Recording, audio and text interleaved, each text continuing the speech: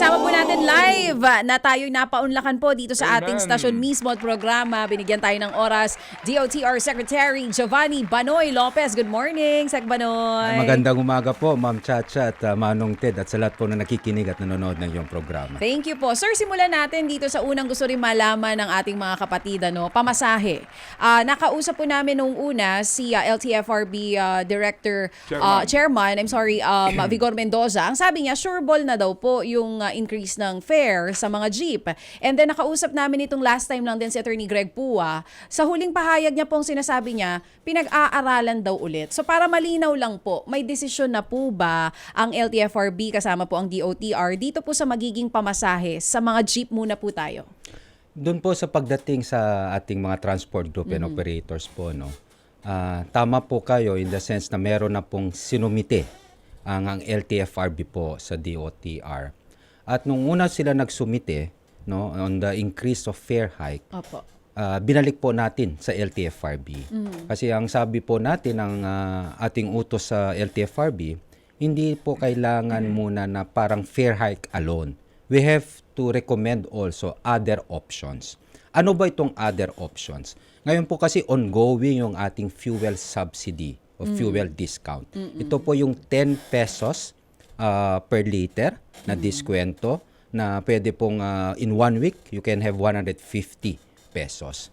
So sabi ko, kapag ito yung ginagawa natin ngayon, pag-aralan natin yung option na baka mas maganda na to extend and to expand this program in the sense that baka pwede natin itaas yung diskwento or pwede naman natin dagdagan yung litro. At bakit po ito? Bakit to? Sa tingin ko po mas mainam po ito sapagkat ang tingin po namin targeted approach po to. Ano yung targeted approach? Matutulungan po natin yung transport group, yung transport operators. At the same time po, hindi po tayo nakapagdagdag ng pasanin sa ating mga commuters. Oo. Especially nga po ngayon, yung inflation natin, kailangan natin isaalang-alang. And other than that po, ang sitwasyon ho yata sa Metro Manila, baka hindi po kasi pareho yung sitwasyon sa ating mga ibang probinsya, especially po pagdating sa mga sahod. Pero once we do fare hike po, idadamay po kasi natin ang buong bansa.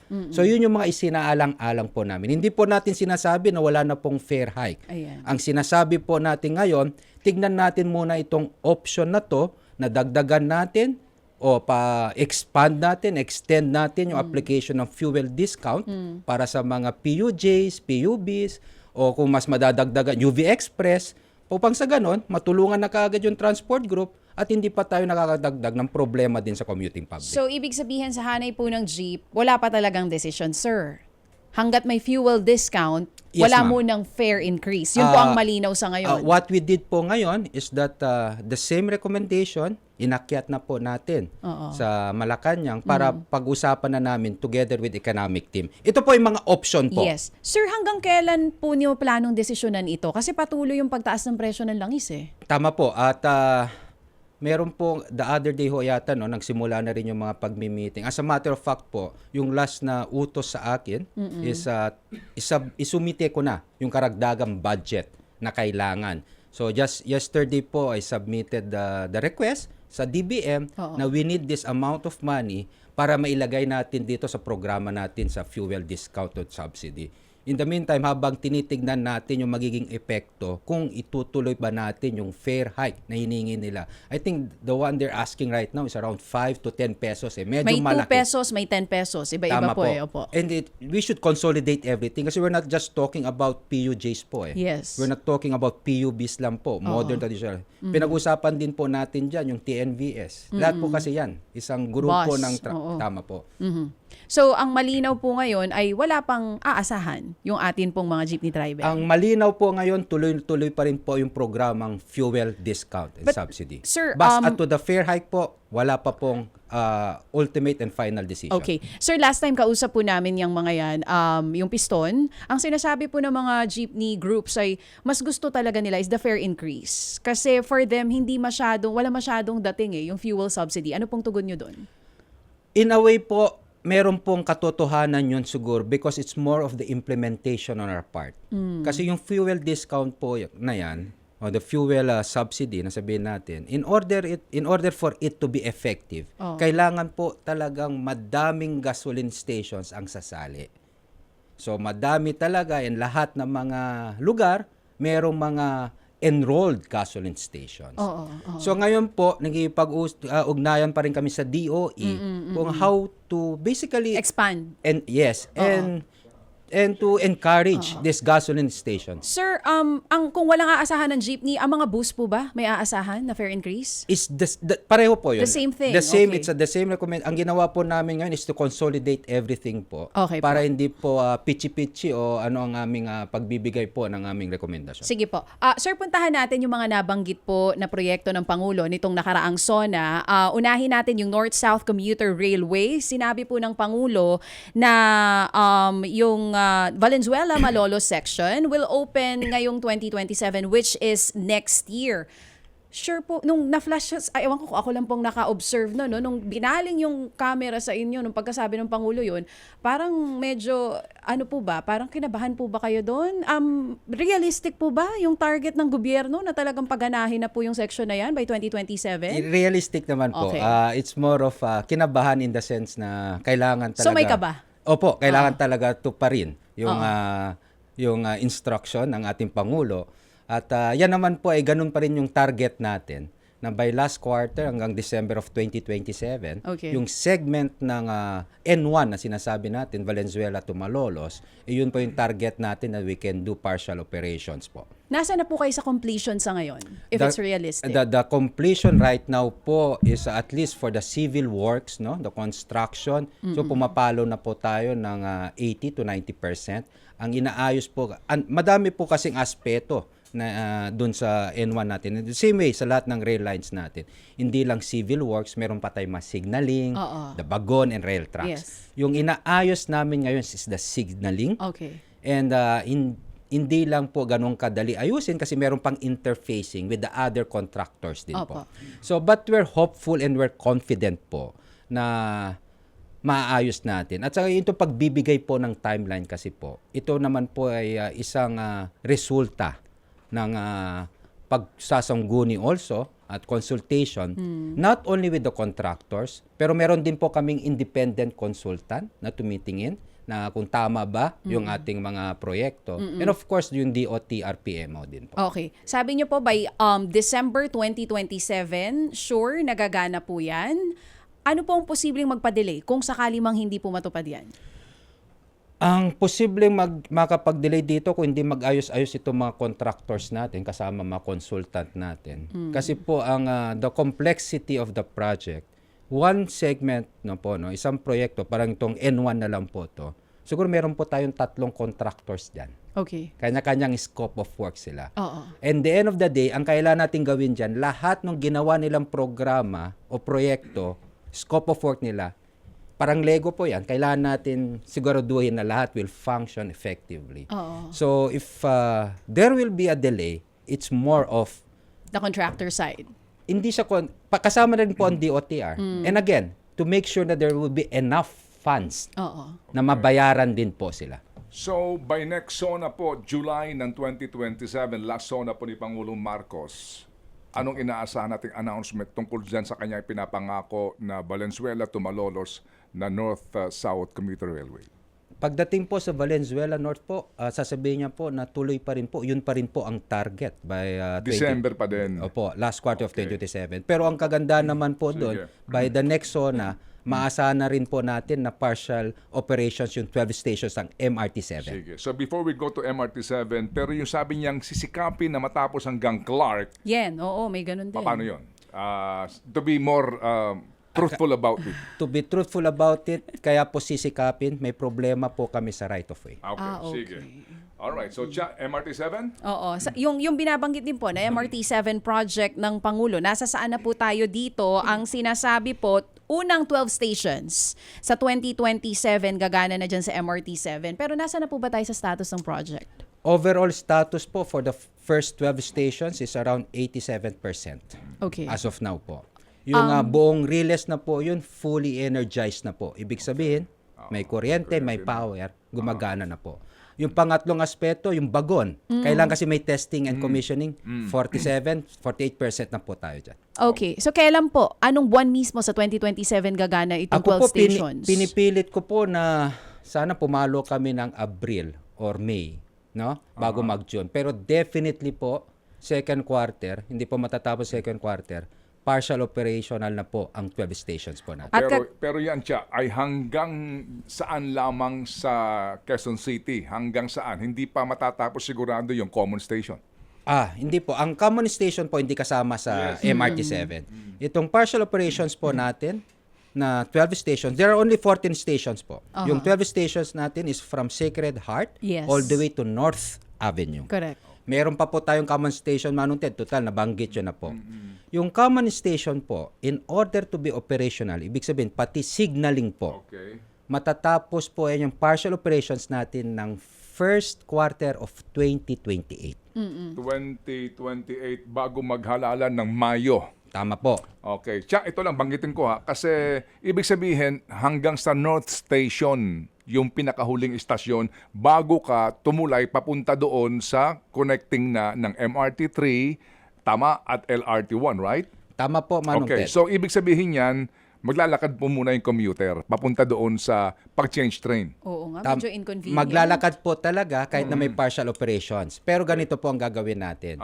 Yung sinasabi natin na first quarter of 2028, the idea of this common station, for example, galing ka sa North Avenue, kasi sumakay ka ng MRT-7, dadaan ka sa concourse ng common station and platform, dediretso ka na sana dun sa Riles na dalawa para papuntang LRT1, papuntang MRT3. Okay. Since since first quarter of 2028 pa matatapos na yun kasi we're fixing the signaling. Kailangan kasi may signaling ang rail tracks po yan. Ang gagawin po namin ngayon is to ensure na pag natapos na po yung North Avenue MRT-7 at functional na po yan, magagamit ng ating mga commuters yung concourse at platform. Okay. At kausap na rin po namin ang Trinoma na magbibigay sila ng kumbaga access road o access way papunta sa ating MRT-3.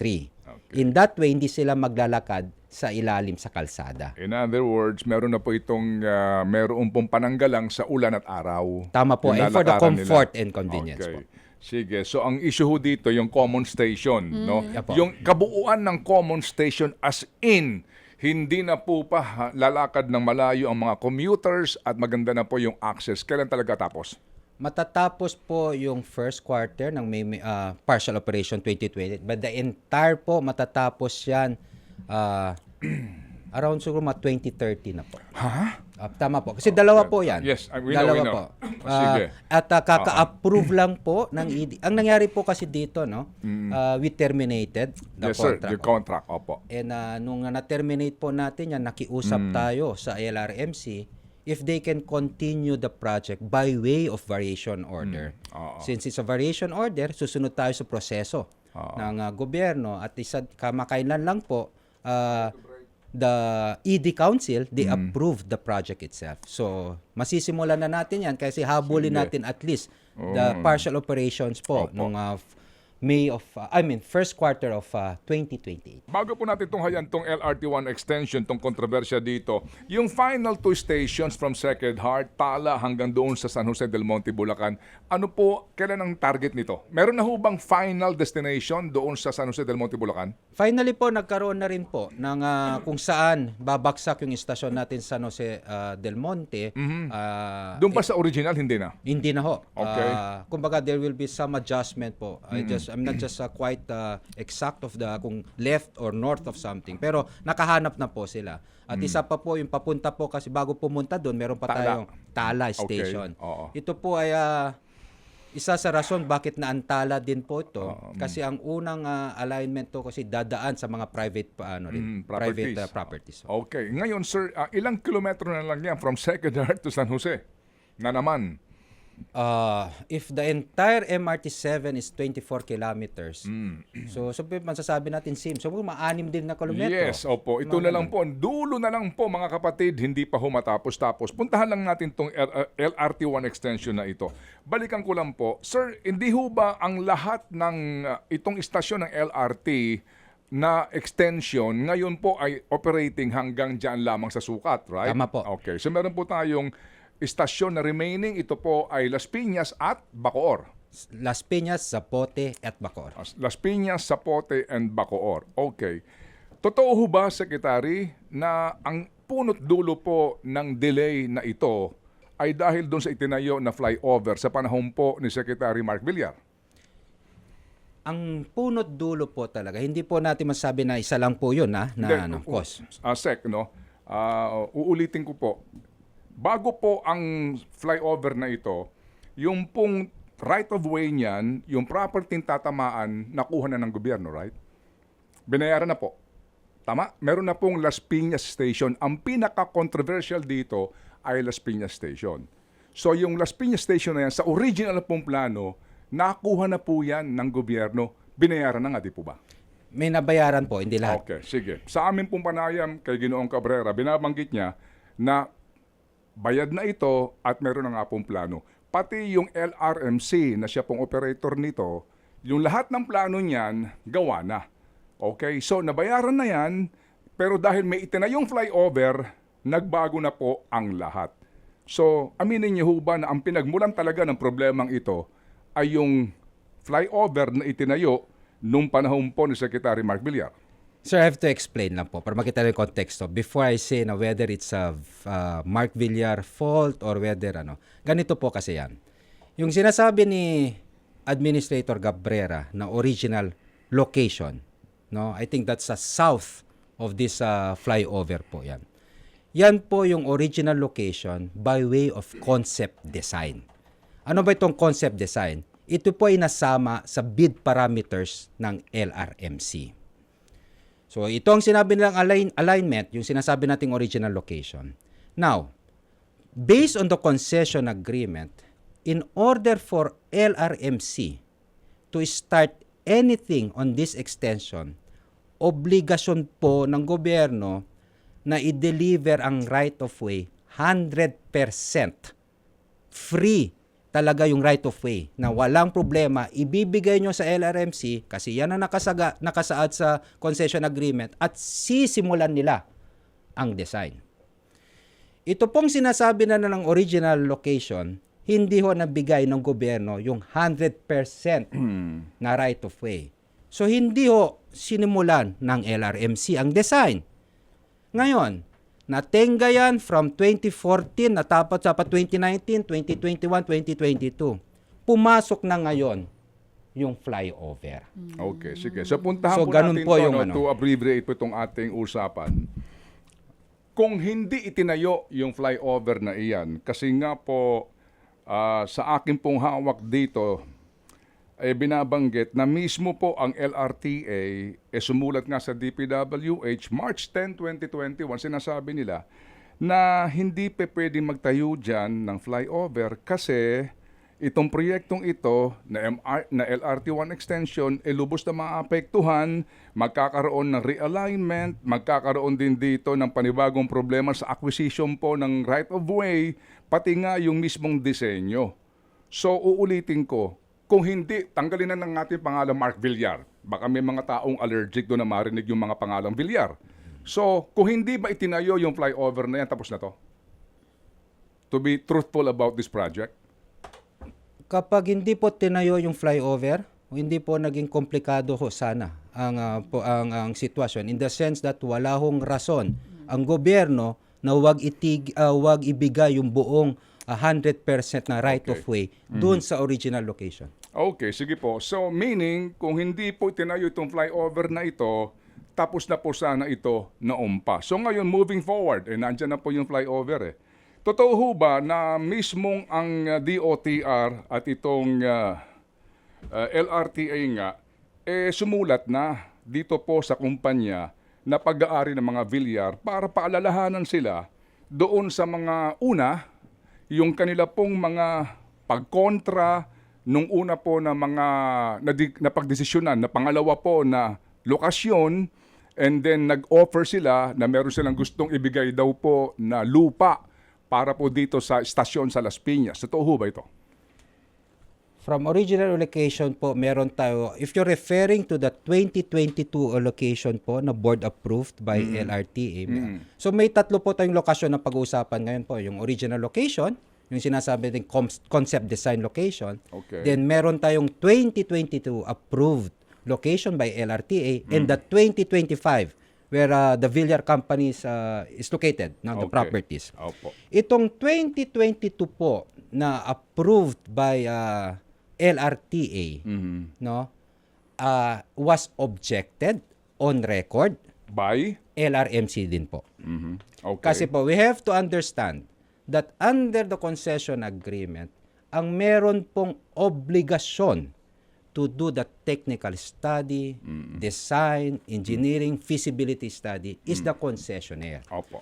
So they objected on record the LRTA 2022 location on the ground of technicality and technical safety aspect. Okay. Opo. So, nung sila po ang kaninyo ay kumontra ito pong mismong operator po ng Riles na ito, atin din pong hindi siguro dapat din ipagkaila na mismo, no? Na mismo po itong Golden MV Holdings noong pong August 16 ng 2023 ay sumulat sa DOTR at LRTA board at sinasabi na sila po din ay nag-o-object sa naturang proyekto na pagtatayuan noong pong binabanggit nyo na second option at doon nga nagsuggest sila ng tinatawag na Villar Sipag option, di po ba? Yes, sir. Tama, di ba? Tama Okay, yun, sir. sige. That's on record also. Opo, yan. So, ibig sabihin, ito pong kumpanya ng mga Villar, nagsabi din na huwag niyong itayo din yan. Dito ho itayo yan doon sa kanilang sinasabi na malapit-lapit doon sa kanila pong Villar Sipag area, right? Na hindi ho naman natuloy nga. Yes, Kumbaga, sir. okay, Yes, sir. tama, hindi Tama na po. hindi natuloy. Ngayon, dahil po nga sa ito'y napaka-importante, ang DOTR LRTA po ay sumulat na ho mismo sa mga kumpanya ng mga Villar para sabihin na ano ba talaga? Oo, kayo ho ba talaga magbibigay na ng lupa ninyo na bahagi ng magiging final na Las Piñas Station, di po ba? Tama po. Okay, ano sagot nila? Nung sinulatan po natin sila at pumutok na po itong problemang ito at nagpahiwatig na po sila ng kanilang intention to donate the properties kung saan po babagsak yung location po ng ating istasyon at hindi lang po yun kasi Manong Ted, no? Itong kailangan natin sa Villar companies po, group of companies. This is not just one parcel of land. Yes, sir. Ang Yes, sir. kailangan natin is 6 parcels of land. Opo. Pero the only way for the government po, no, to agree to this location is for Villar Group po to donate it. So, That's the only way ho. Kasi panibago po itong acquisition. Kumbaga, panibagong gastos po ito, no? Right? Kapag bibilhin po, Kaya- panibagong gasto at saka mas mamahal po. Yes, sir. Mas malaking so, lugi. ibig sabihin, magmula po nung delay dahil sa flyover construction, nagkaroon ng mga study, mga pagkontra, etc. Ngayon, finally, meron na pong tila na pagkakasunduan na istasyon sa Las Piñas. Tama okay. po. Ang property na ito, bahagi dito pag-aari ng mga Villar. Tama po. At ang inyong silang pinapaalalahanan sa inyo pong liham nga dito na ang petsa, mga kapatid, ay ito ho lamang Marso 18, 2026. Ang sinasabi po ninyo, no, ika po ninyo dito, sabi ho ninyo, no, in view of the foregoing and to avoid further delays, ika ho ninyo, kayo po nakikiusap sa kanila na ilabas nyo na yung binabanggit na right-of-way use-of-frac agreement. Tama, di po ba? Tama po. Oo. Ano ba talaga? Ibig sabihin, talaga bang ito ay idodonate nyo o hindi? Tama po? Tama po. So ano po ang sabi nila? Sabi nila, we're going to donate it. So, ang sabi nila, i-donate nila. So, sabi namin, ibigay nyo na sa amin yung mga papeles. Okay. Para makita namin kung good faith talaga yung pagbibigay nyo sa gobyerno at saka yung intention nyong ibigay nas by way of donation ho. Okay. So, kailan niyo ho sila? Sino ba ang kausap dito ng DOTR LRTA na taga Villar Group of Companies at kailan kayo huli nag-usap doon sa hinihingi nyo na asa na mga dokumento nyo ng donasyon dito? Based sa report ng LRTA, yung binigay ng mga abogado ng Villar Group sometime June of this year. Okay, June. May or of- June. Opo, Lahat ng dokumentong kailangan. Opo, pero ang inyo pong pagbabalik tanaw sa inyong mahaba-habang sulat sa kanila, hindi ho ba, magmula pa nung unang mga negosasyon, pero hanggang ngayon, nakiusap po kayo sa kanila, hanggang ngayon, wala pa rin po yung mga dokumentong ito, right? They submitted it already po. Ano po nakalagay sa dokumento? Sadly, out of the 6 parcels of land that we need po, may 2 pong parcel of land na under mortgage. Okay. So, ulitin natin, ilang pong ektarya yung lupa na kinakailangan pong pagtayuan ng Las Piñas Station? More or less around 8,000. Hindi lang Villar Group po hindi lang Villar Group to kasi Yes, sir. may kasamang We know. private Yeah, plots. we know. So more or less po ito lumalabas na mga nasa isang ektarya. More or less po 8,000. Opo. Tama? Opo. Tama, di ho ba? No? More or less 1 hectare. Sa 1 hectare na yon, ilang lupa yon? Ilan ang owners nun? May 8 private lots tapos may Villar Group which ang kailangan namin is more or less 4,000 Oo, sa Villar Group. sa Villar Group. Okay. So sila po ay nagsasabi na hindi, huwag kayong mag-alala, ang pamilya Villar, ang Villar Companies, magdo-donate ng lupa diyan sa proyektong ito. Pero yung lupang kanila pong gustong i-donate, ay totoo ho ba na ang isa po ay nakasanla sa China Bank? Totoo po. Meron ho ba ding ilang titulo na may encumbrance? Based sa report, 2 lang po. Mm. May isa po, yung sinasabi natin malaki na nakasanla, more or less around 2,000 o 3,000 po yung kailangan natin dun sa China Bank. At yung isa po, kung hiningi din namin by way of donation, ang kailangan natin is 90 square meters for a viaduct. Okay. Yung 2 lang po. Opo. So sa mga lupa na gustong ibigay umano ng mga Villar, ilan dito ang may encumbrance o nakasanla? Out of 6, 2 po yung nasa report. More or less, ano pong sukat niyan, Secretary? So, more or less mga, by percentage po, no, maybe I can say po, no, it covers 43% Nung kabuuan ng of what we istasyon. need. Yeah, that's why it's important. Sige. So kung ganoon po kalaki na halos 50% ng lupa na kakainan para po sa Las Piñas Station, sa ilalim po ng ating mga batas, pwede ho bang mag-donate ng lupa na nakasanla sa gobyerno? For all legal intents and purposes po, kapag meron pong encumbrance ang isang lupa, yung may-ari po ng lupa na yon can still sell it, can still donate it. Because it's just a lien and encumbrance po. It does not affect the powers and rights of an owner. Pero ang tanong po dito, Manong Ted, ito po ay hindi ordinary na transaction. Ito po ay i-donate sa gobyerno. At ang obligasyon ng gobyerno ay siguraduhin na walang risk sa gobyerno para hindi din naman po matamaan ang mga commuting public insofar as sa DOTR po. Kaya yan po yung sinasabi ko ngayon that is under negotiations. No? So ang sabi natin ngayon, while for all legal intents and purposes, they have all the legal right to donate it. Tama ho yan. Pero tayo, we should do a counter offer to protect the government. At yun po yung negotiation ngayon. Ano pa ang ni-negotiate mo Sir, sa gantong sitwasyon? Sir, bigyan ko muna po ng konting ng background. Nung pumutok po to, itong problemang to, ang sinabi ko po sa LRTA at sa rail sector ng DOTR, to make an objective assessment. Ano ba itong objective assessment na ito? Ito yung kailangan namin isalang-alang din kung pwede pa ba kami bumalik sa original location. Kailangan pa ba, pwede ba namin tanggalin yung tulay? Yung flyover. So nagbigay po ako ng 3 parameters po. First, as to the necessity of the bridge. Second, as to the costs and the timeline. Using the 3 locations, the original, Okay. the 2022 approved, and the recent proposed location.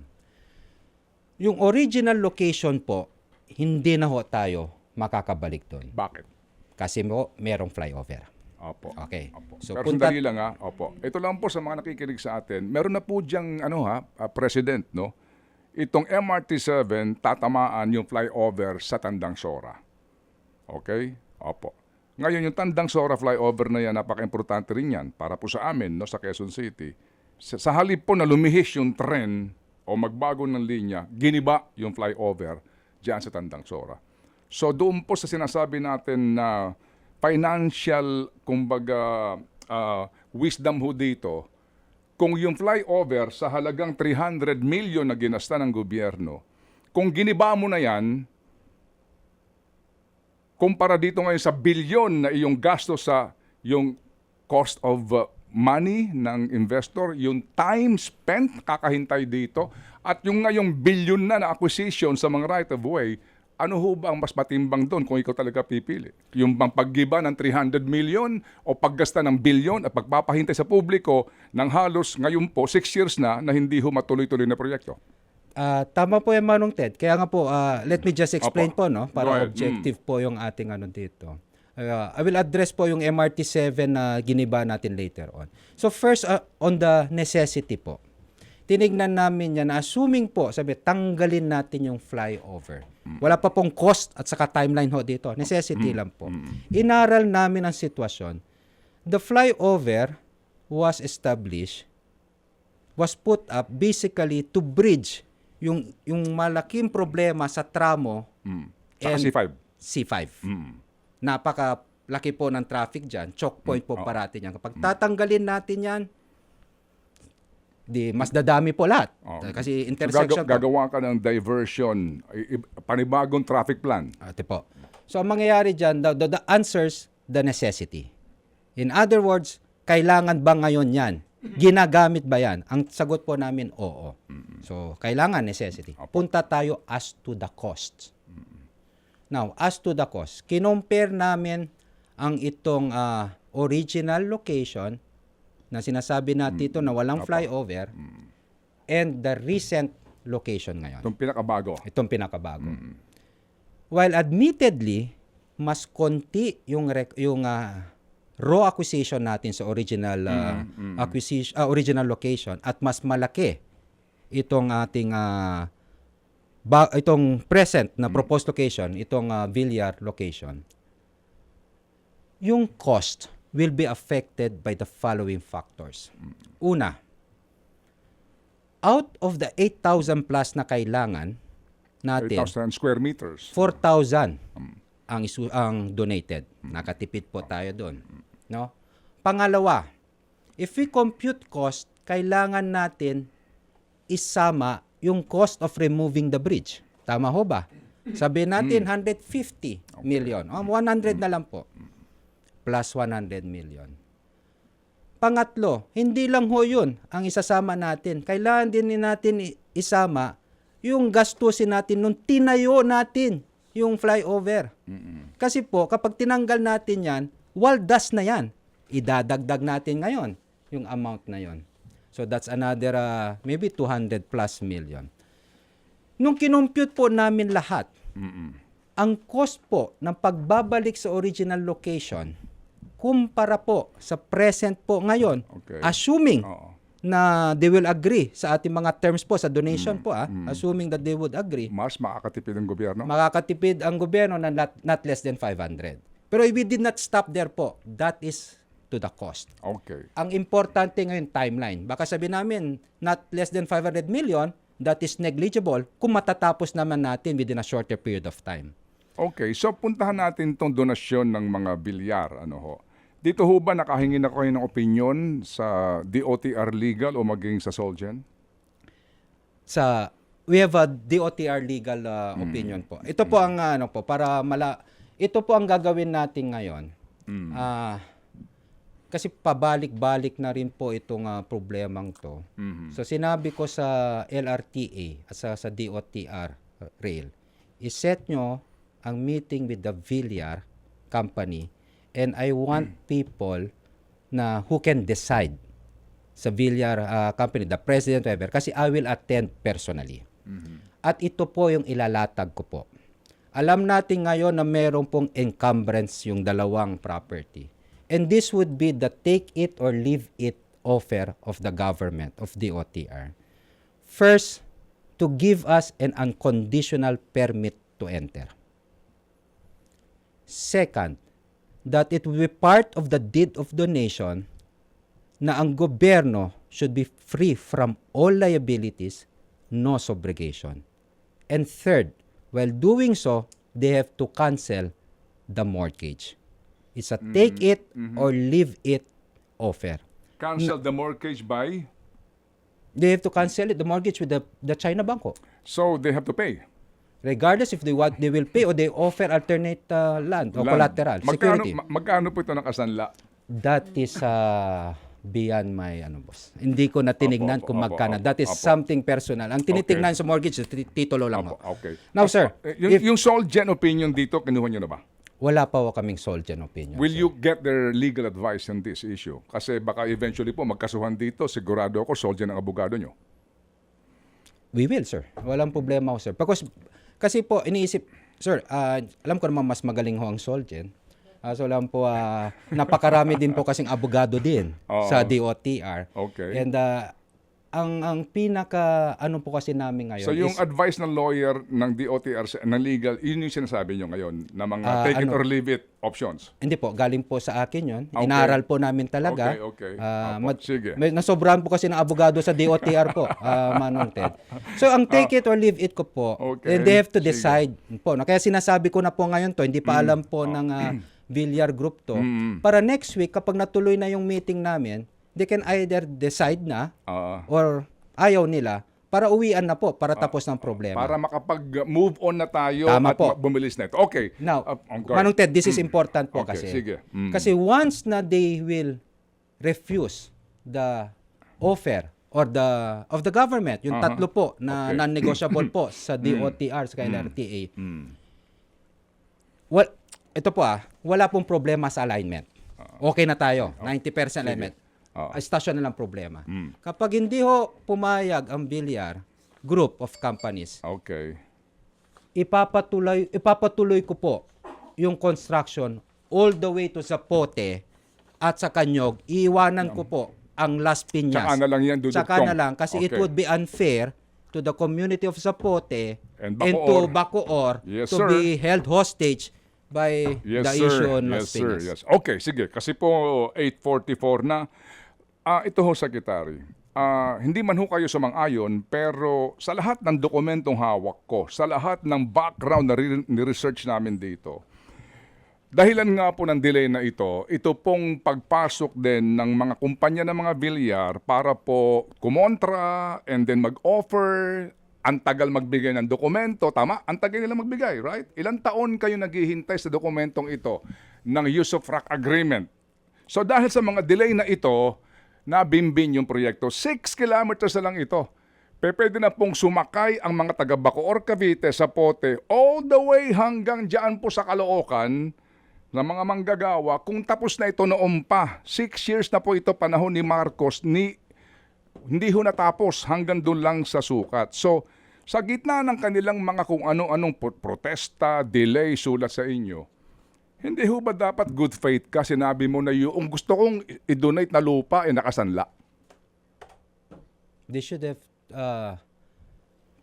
dapat sinabi nila Diba? na in the first place they donate what they're trying to donate is a mortgage That's a sign of good faith. Pero hindi sila sinabi, nung umpisa pa lang na sila nag-o-offer na umano utang na loob pa natin sa kanila, na sila magbibigay ng lupa sa proyektong ito, pero sa simulat sa pool, hindi sila naging bukas sa gobyerno na ang aming iaalok sa inyo na donasyon ay lupang nakasanla. There was no information to me po, no? I just have to be, again, clear about this. Hindi ko alam kapag sinabi nila sa PMO o sa LRTA, Manong Ted, ito po ang aking pag-aaral is based on the documents available to me. Pero yung nakikipag-transact po kasi dyan is more of the PMO. Maaring sinabi ng PMO, hindi nila sinabi. I have to get back on that po. Pero bilang kalihim ng DOTR, na minanduhan ni Pangulong Marcos, di ba? Sinabihan po kayo na asikasuhin mo na yan, Sec Manoy, Tama right? po. Yes, importanteng proyekto. Alam nga naman, ang kalihim ng DOTR, hindi sinasabihan nitong PMO o nila ginoong Batan na, boss, yung gustong ibigay ng mga bilyar na lupa nakasanla. Sila when I asked them po, nalaman din nila when they saw the document po na it was mortgage. Okay. I asked them kailan nyo pa alam to? Sabi nila when we saw the document, the title. Okay. Sige, so again, going back po, sa binabanggit nyo, pwede naman niyang i-donate na lupa kahit na nakasanla. Kapag po na-donate yan sa gobyerno, ano po ang mga tsansa na kapag hindi nabayaran ng mga bilyar yan, kayong hahabulin ng China Bank? That's why nga po we're going to put by way of provision also as a term of sa aming deed of donation, other than dun sa unconditional permit to enter para masimulan na po kami magtrabaho dyan, ay yung to hold us, the government, free from all liability. No subrogation at all. No? At pangatlo, we have to give them a timeline within which to cancel the mortgage. Okay. Kailangan nila gawin 'yon. That's a show of good faith on their part also. Okay. Ang pinag-usapan natin dito, Manong Ted, hindi na nga yung legalidad, whether they can donate it or not. Opo. Ang pinag-usapan natin dito, kung ang intention nyo talaga ay tulungan ng gobyerno, tulungan nyo na huwag nyong bigyan ng sakit ng ulo ang gobyerno by removing all the risk sa naka-attach sa gobyerno on this mortgage property. Opo. And there's no way for us po to expropriate the property. Never would I agree to expropriate the property. And I will tell you the reason why, Manong Ted. Bakit po, Sec? Ayaw ko expropriate yung property kasi kapag babayaran ko pa yung property na yan, at tataas naman yung land value ngayon ng property na yan. Kasi andun yung istasyon Correct. Dadami yung mga foot traffic, dadami lahat. Mukhang nalugi naman na ho ang gobyerno. So might as well donate it to the government. Kasi meron namang kaakibat yan na benepisyo pagdating ng araw dun sa property. So there's no way for us po. Kapag the moment they won't agree, so the take it or leave it provisions, the deal is off, hanap tayo ng property kung saan pwede, pero in the meantime, iwan na natin ang Las Piñas Station, ituloy natin Zapote is still Las Piñas, hanggang Nyog. Tsaka na natin pag-usapan ang Las Piñas kasi ang gulo-gulo na nila Okay. So, Sec, kung matutuloy po yung Zapote to Bacoor at aabang na lang kayo sa duktong, more or less ilang taon nyo bago matapos yan para at least sa next zona siguro mabanggit na Presidente?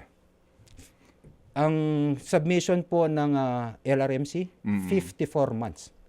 Wow. That's Kung pipit-pitin po namin hanggang Zapote, that's another 3 to 4 years. So 3 years, sabihin natin. Wow. Hanggang Nyog po, it's around 70 months. Ay, nako. Ang reckoning point natin dyan, September 1 of this year. Okay, sige po. So, yung pong 50% something ng lupa dito po sa ngayon ay balak ho ninyo na tayuan ng Las Piñas Station, yun ho ba expropriated na? Magkano pong halaga nun? O hindi pa rin? Yung remaining Oo, yung remaining. Oo. Hindi pa po na-expropriate and there is resistance from the private owners. Okay. Yun rin po. So, bagong problema.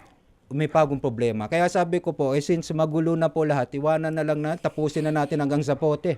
Na maghanap na lang kami ng ibang Dito po tayo. Pero kapag nagkaayos po kami, Manong Ted, dito sa donation, I'll be forced to expropriate it. The other, Okay. So kasi ho ngayon sir, diyan ang value niyan sa ngayon, meron na ba kayong halaga per square meter kasi may mga bali-balita kami na tumaas na nga ang value niyan at lalo pang tataas kapag nagtayo ka ng istasyon ng Las Piñas at doon magkakaroon ng connecting na ng mga jeep, mga bus ng terminal doon.